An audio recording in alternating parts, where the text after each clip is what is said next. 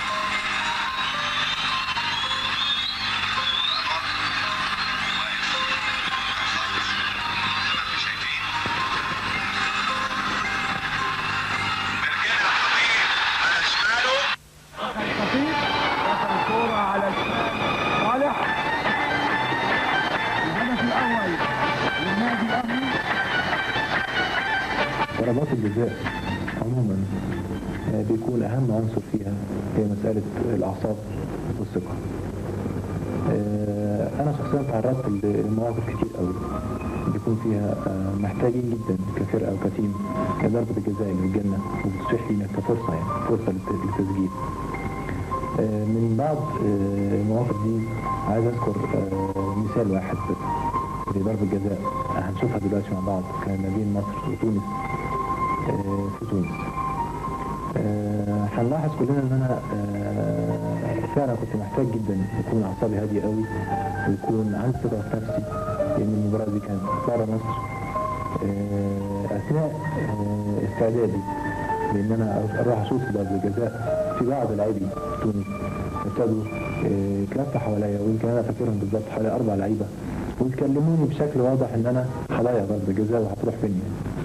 في نفس الوقت كان حارس مرمى عتوقة، وده من حراس مرمى الكبار يعني او اسامي كبيره في افريقيا.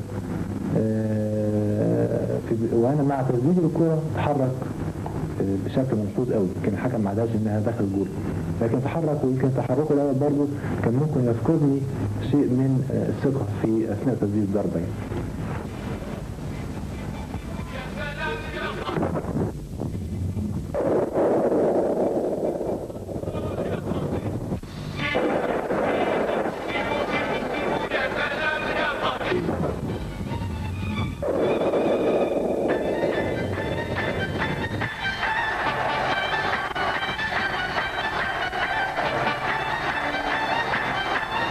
ايسر 25 دقيقه والنتيجه زامبيا 1-0.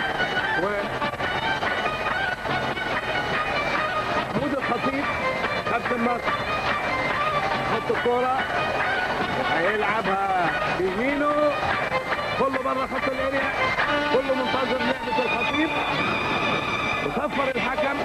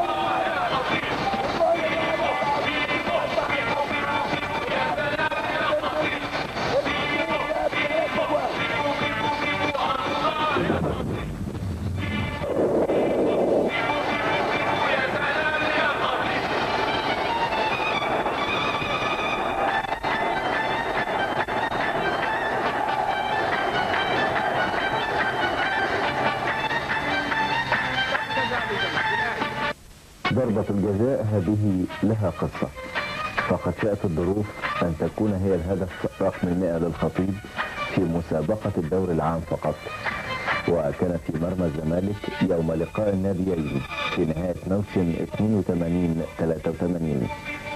ورقم 100 في عدد الأهداف في مسابقة الدوري لم يصل إليه في مصر سوى 3 من النجوم الكبار، هم الضبوي والشاذلي ومصطفى رياض. خطيب